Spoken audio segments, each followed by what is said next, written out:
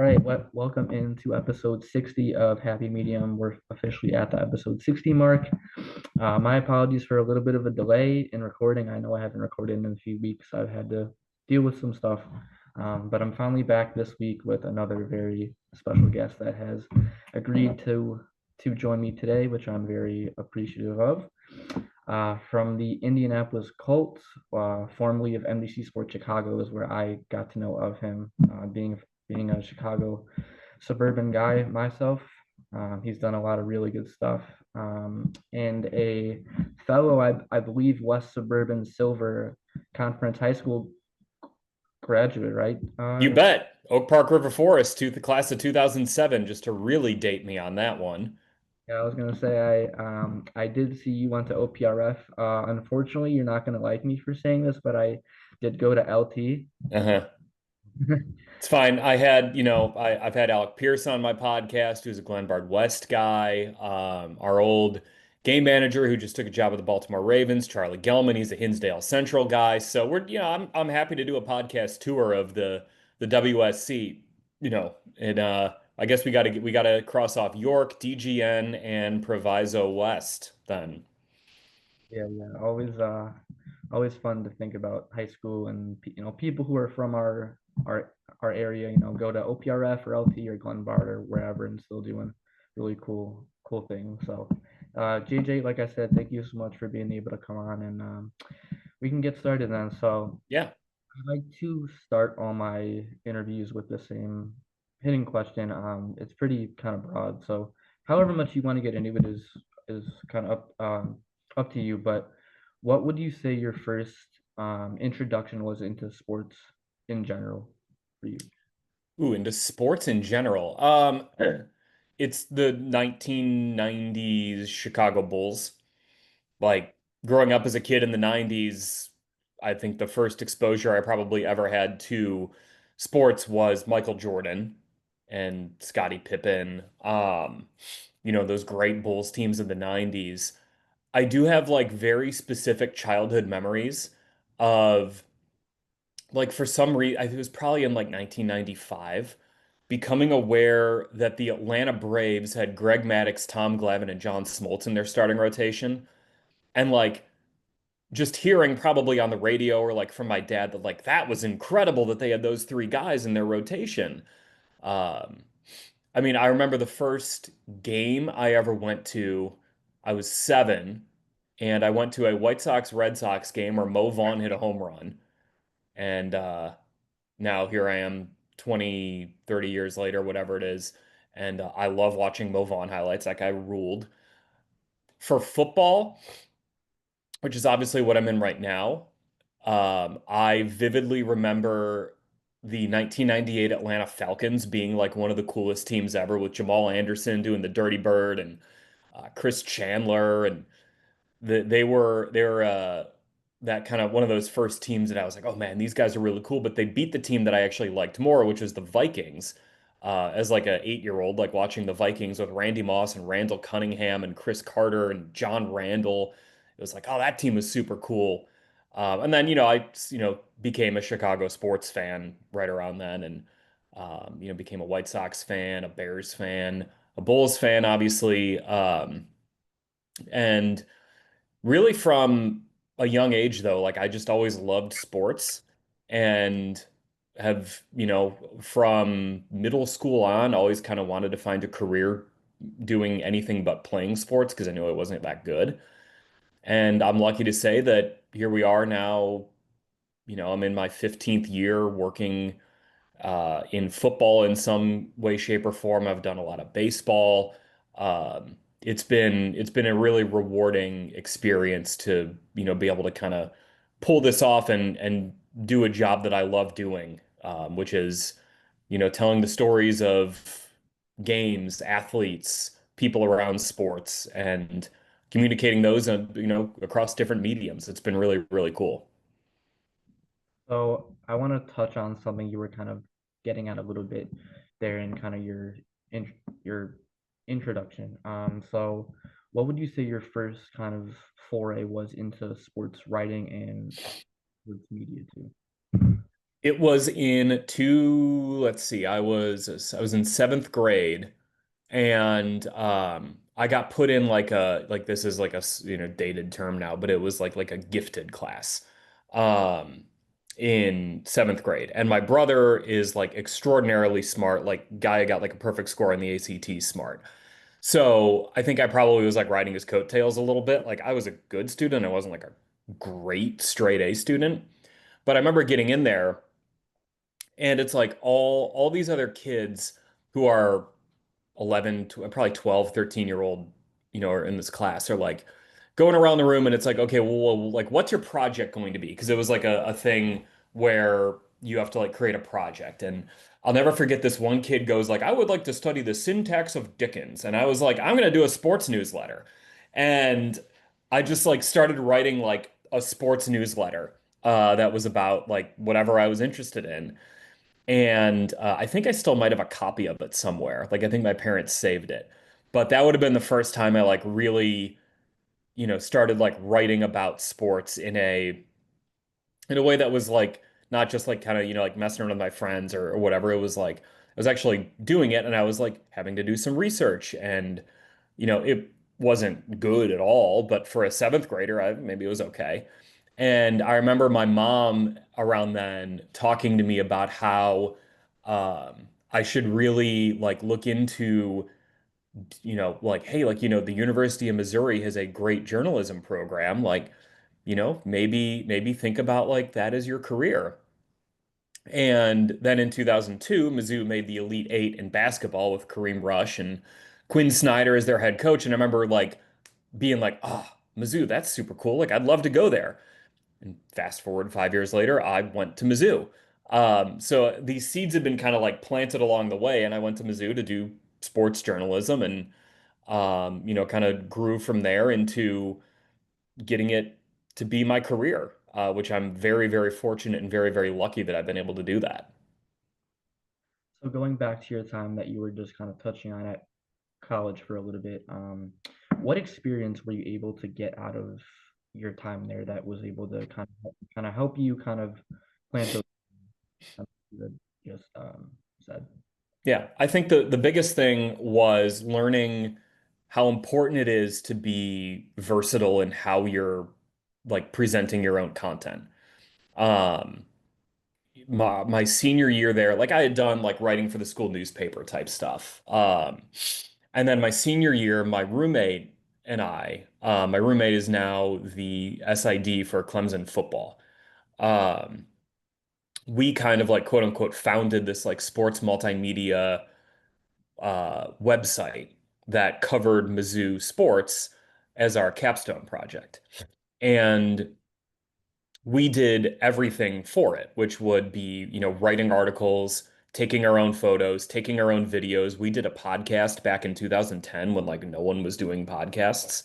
Um, and we kind of built it, and I don't know if it gained any traction, but we committed to doing literally everything ourselves and showcasing how you can, cover sports in so many different ways and utilize these different platforms, which like around then in like 2010, you were starting to see a little more integration of like platforms becoming a little more like like they would cross a little more. Whereas even in like 2005, it was like if you are a print writer, you write for the newspaper, and that is the only thing you do. And if you are a radio person, the only thing you do is radio. And if you're an on-camera person, the only thing you do is on camera. And we were kind of early in showing that you could do all of it. And I think that was really beneficial for us to kind of gain that experience where when I got hired out of college to then Comcast Sportsnet, um, I was able to kind of parlay that into not just being a writer, but doing, if I'm going to go cover Notre Dame football, which I did for 6 seasons, have me on your TV shows. Have me I tried to do a podcast with Comcast. They weren't invested in podcasts, so I did one like externally. But I did a podcast. I would, do some social media stuff, and just kind of like really hone in on like You can't just do one thing. And I know now in 2026, everyone who comes through a journalism program understands you can't just do one thing. You can't specialize in one thing because those jobs don't exist anymore. Um, but back then, I think it really has benefited me in my career in that there were some people who I went to school with who like it maybe took them a little bit too long to get into the like I'm going to do everything.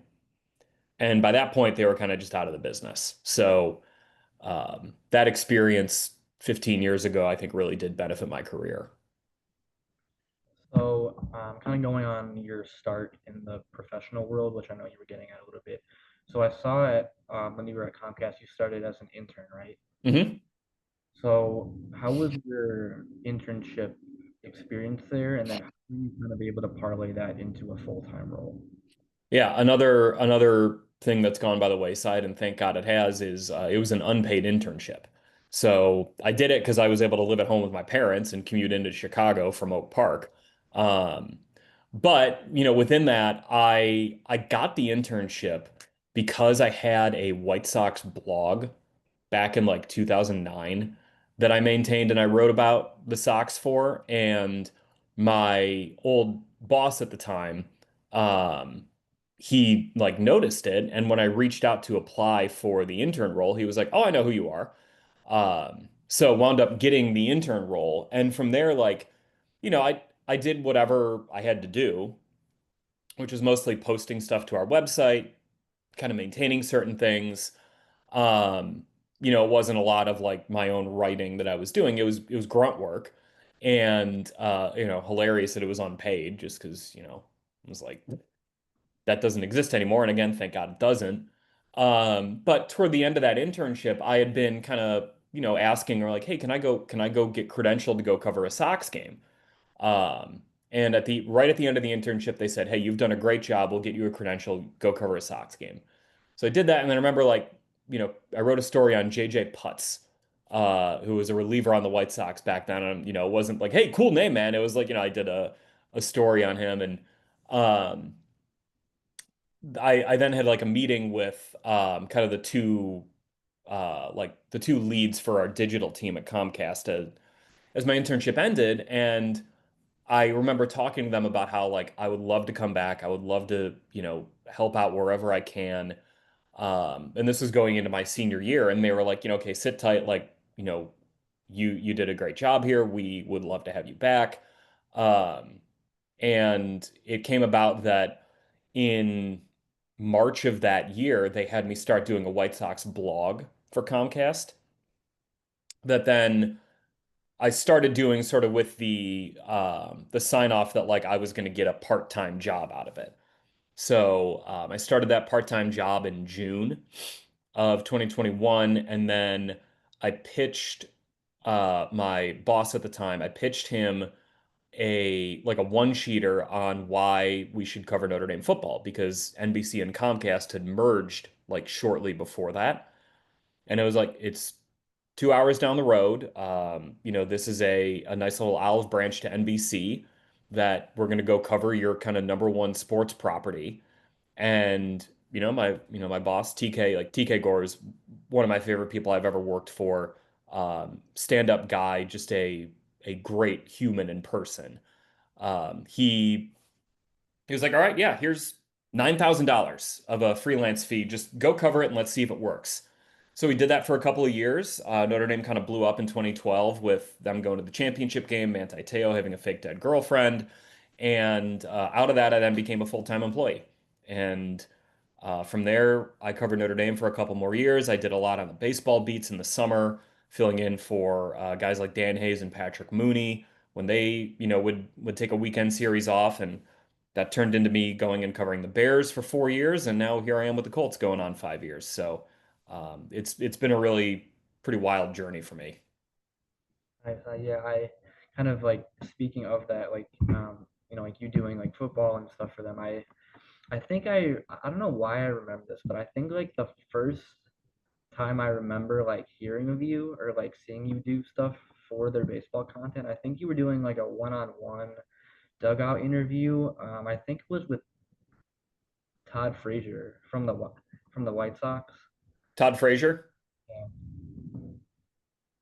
I think that's what I remember. Yeah. Yeah, I did a one-on-one with Todd Frazier where I wrote a big story on him and his kind of little league experience. And as part of that, I sat down with him in the dugout. Yeah, yeah. Yeah. I don't know why I remember that like pretty well, but I don't know. I just uh I just do. Yeah. That's a So good one. Yeah. yeah. So kind of like what like what you were getting at, how you covered football, both in college and in pro while covering there. You obviously did baseball, like you were mentioning too. Just kind of to sum up your time at Comcast and NBC Sports Chicago, how would you assess your time there overall, the roles you did, and then how was it able to kind of help you grow too? Mhm. It was extremely rewarding to work there for the first 8 years I was there. And the last two, I was mentally in an awful place. It became a data-driven, we have to up our analytics, we have to up our analytics, we have to change the way you write. So you're going to start criticizing the Bears with everything you do. And, it became, I was in a, honestly, when I got laid off, of course, I was upset and nervous of, oh my God, what's going to happen? But part of me was relieved. I was like, oh, thank God I don't have to do that stupid job anymore because I hated it. Uh, I will say, I mean, it was tremendous for my own growth, um, where I really did kind of get thrown into the deep end. Like, I didn't follow the path of starting off covering or covering some small town school, and kind of working my way up. It's like I got thrown into the third biggest media market in the United States, and hey, go cover sports in it. Um, and I learned a lot about how to conduct myself within a locker room, how to, conduct myself when talking to coaches and staff. And you learn through failing with those. Like, I learned. I remember one instance where I was doing a story on Jared Mitchell, who was a first round pick of the White Sox in like 2009, and he was like trying to scratch up to make the major leagues, or maybe it was Courtney Hawkins. It was one of those guys the Sox took who never actually made it. But they had like just reached like AAA, and they were like kind of that spring training, they were like knocking on the door making the major leagues. And I remember like, okay, I'm gonna go do a story on one of these guys because they're, fans are interested in all that. And one of the first guys I went to and talked to about it was Dwayne Wise. And he basically was like, man, I don't want to talk about, he's trying to take my job. Go find someone else to talk to. And it's like, in that moment, all I was thinking was like, oh, he's an outfielder with the White Sox who could have some perspective on this. And I remember him just basically telling me off and me feeling like really, crappy about myself of like, oh my God, what did I do? And then I think about it later. I'm like, well, yeah, he should have told me that. Why did I go to him? There were other guys who I could go talk to who were not about to lose their jobs because of this guy. So it's like stuff like that you learn along the way. You know, you learn through asking a dumb question in a press conference and not beating yourself up about it, but being like, oh, how could I have asked that a little bit differently?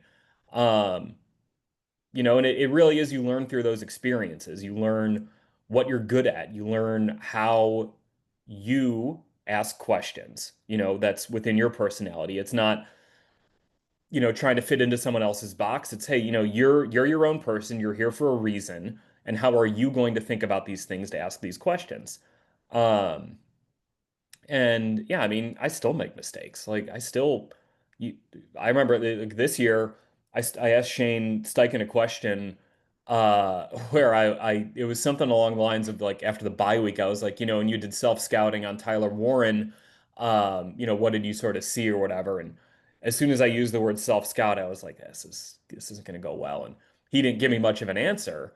And I literally was like, you know what? Let me try again. Let me ask that a different way. Like I literally said that out loud in the press conference because I was like, that was a dumb question by me. And I went up to him after. I was like, yeah, poorly worded. Thanks for still answering, the second one. And like that stuff's still gonna happen. You're still gonna stick your foot in your mouth. You're still gonna make a mistake, in a moment that as a 22-year-old would probably crush you. Um, but the more you do it and the more you learn from it and the more you have confidence in yourself, you can move on from those things. And I think that's a lot of what I learned when I was at Comcast.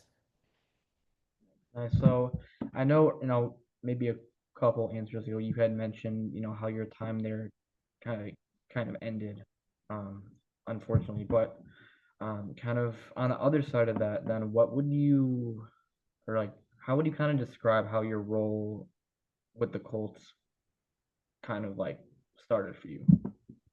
So I got laid off on January 21st, and the the best advice I got after I got laid off was from two pieces of advice. Number one was from Brian Hamilton, who now was with the Athletic. He was a long time with the Chicago Tribune, and Brian had been laid off previously in his career. And this is maybe, I don't know if I should be saying this on a podcast, but whatever. He goes, nothing's going to change tonight, so you might as well just get really drunk and, forget that it all happened. It's like, okay. So my wife and I had a bottle of tequila delivered and we made a bunch of margaritas and, had a fun night. It was almost like attending your own funeral where like, you're getting all these people reaching out and, wishing you well and stuff. And I just remember sitting there with a margarita in my hand, just being like, yeah, huh, this is weird. Uh, but the other piece of advice I got to just kind of bring me down a little bit was um, Moon Mullen, who I'm sure you remember being a Chicago sports fan, like absolute legend of a person. He was really my mentor in Chicago. Um, and he told me like basically there are two kinds of people in this business, the people who have been laid off or the people who will be laid off. And, it was like, don't take this personally. It's not a reflection on your work, it's a reflection on the poor decisions that other people made. Um, and that really helped. Um, and a day later, actually, Brandon Faber, who used to be the Bears head of PR, he reached out to me and said, "Hey, I don't know if this is anything you would be interested in, but the Colts just posted a team writer position, and I used to work with their VP of content at the Blackhawks." So I was like, oh, yeah, might as well. Like, my wife's family's from Indy. They're still all down there. Like, let's at least see where this might go.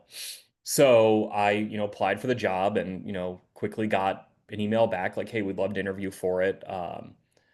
Did the interview and, it went really well. But, I was making a decent amount of money in Chicago and um, it wasn't what I was going to make here. So we kind of sat on it for a little bit. And within that, I was applying for jobs outside of sports. I was trying to, see if there was a stable career path for someone transitioning out of sports that existed within sort of the business world. And I got absolutely no leads. I got nowhere with it. And eventually, the Colts came back to me and said, we really do want to hire you. Like, how can we make this work? So wound up kind of, going back and forth a little bit, making it work, and ultimately deciding like we should move our family from Chicago to Indy for this position because it's a really good one for me and it has blossomed into something I never could have even anticipated it being in a good way. Um, I'm extremely fortunate to be able to work here because of the people who I work with and the people who I work for. Um, it's been an absolute blessing to be able to do this, and but it goes back to treating everyone with respect and integrity because you never know who's going to help you out. I didn't know that the Bears had a PR was going to be the one who helped me get this next job.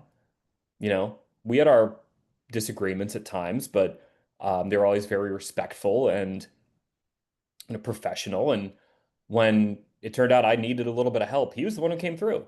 So that's the lesson I give to a lot of people is like you never know who can help you out, and always make sure you're treating people with kindness, with respect, with professionalism, because again, you never know who that person who you come in contact with is that might be the one to help you get, your career restarted or started or continued.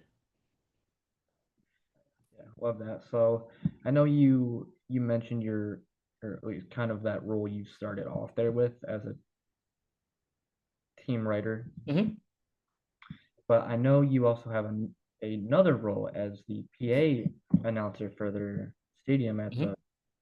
at the Colts home games too. So how did that position kind of get started for you, and like did you kind of anticipate, doing that? Nope. I would say it was just right place, right time. And I do think like so what happened was the guy had been doing it for a while. He started to lose his voice during our first preseason game in 2022. So I volunteered to step in for him. I had never done PA before. And I started doing it, and I guess I did a good enough job to be asked back to do the next preseason game, and I guess I did a good enough job to be asked to do it going forward from there. And the thing I'll say though is like I think it goes back to what we were talking about with like being adaptable and being willing to do different things where I could have very easily sat up in that press box that day and said, "I'm the team writer and this is what I'm here to do. I'm not here to do anything else." But in that moment I was like, "Well, clearly we need some help. So, okay, let me go try to do it." And what had also benefited me is that I had done live TV before. So I've had, IFB in my ear. I've had a producer talking to me of, hey, we need to get out on this cue. You need to start speaking on this cue. And then having that producer chattering in your ear while you're talking to an audience and being able to, listen for your own cues, like that part of it was actually an easier transition than I think I would have ever given it credit for because I had that live TV experience in Chicago at Comcast. Um, so I do think like, that it was right place, right time for sure, but I had kind of unknowingly positioned myself to be able to do it. And over the now 4 seasons that I've done it, like, it's kind of the same thing that we've talked about. Like you learn a lot about what your voice is and who you are and how you can do this job. I mean, I'll go back and I could probably listen to how I called games in 2022 and be like, I've gotten so much better from that. And I hope in 2030 I go back and I listen to games I called in 2026 and say, I've gotten so much better from that. So you're always kind of improving and evolving and trying to not let anything go stale within it. And it's something I take a ton of pride in to be this kind of small part of our game day experience for our fans is incredibly rewarding. It's humbling. It's like I'm the PA announcer for an NFL team, like me? Like that's crazy. But I am, and I love doing it, and I take a ton of pride in my work. Awesome. So kind of on your role in like one aspect of it, obviously, you're speaking to a crowd of, I don't know how many thousands of people the Colts At stadium, 65. 5,000 Yeah. per game. So like what is like your biggest kind of component to making sure, that fans are like paying attention and like listening and understanding and taking in, what you're saying?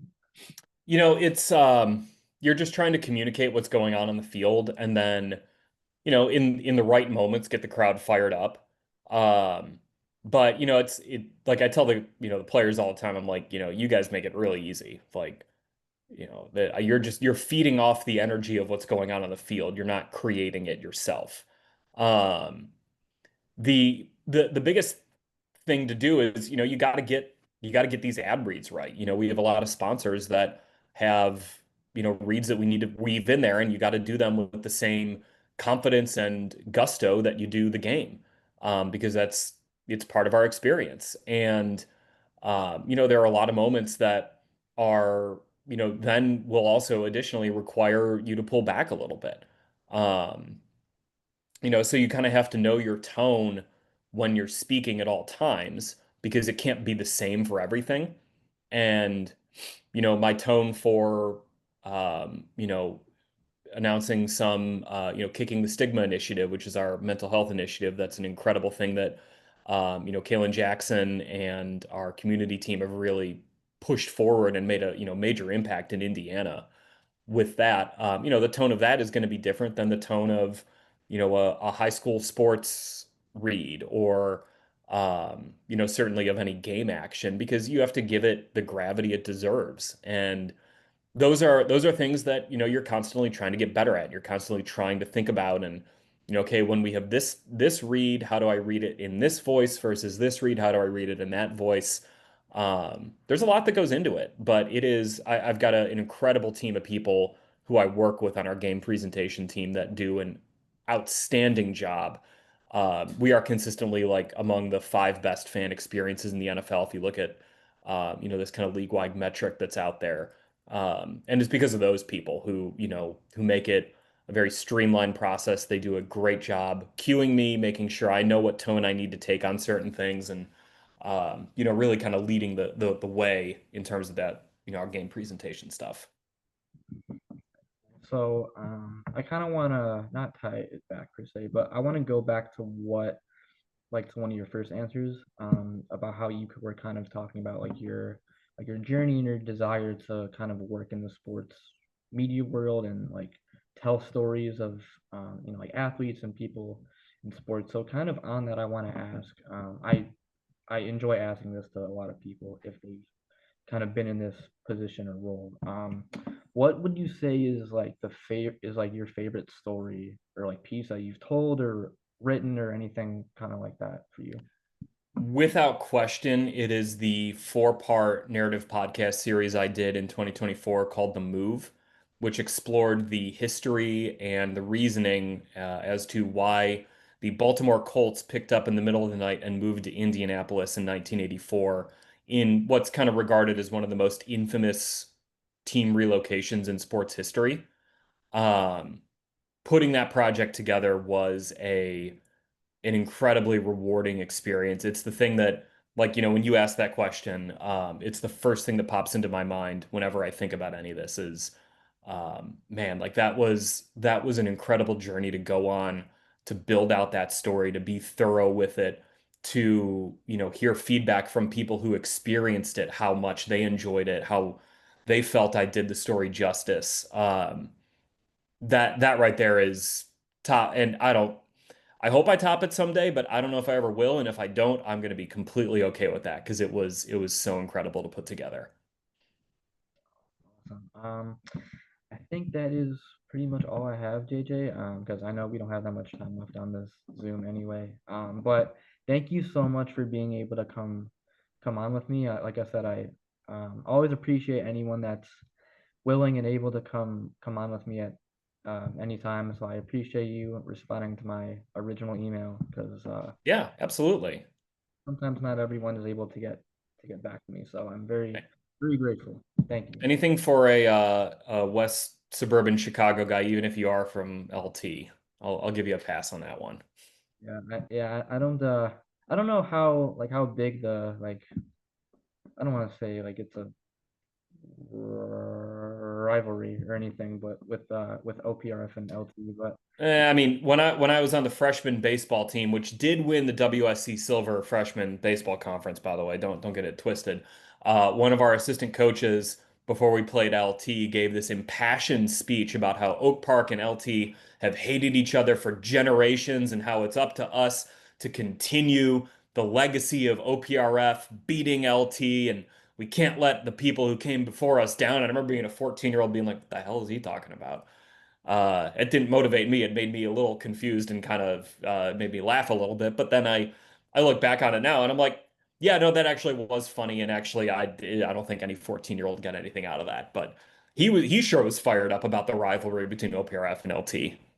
yeah, I mean I know when like I was there and doing sports and everything, like they would talk to us about LT beating Hinsdale Central like all the time. So I don't Mhm. hear much about OPRF, but I'm sure they've done some. Times change, maybe over generations, OPRF just kept beating the crap out of LT and it just didn't become a rivalry anymore. I don't know.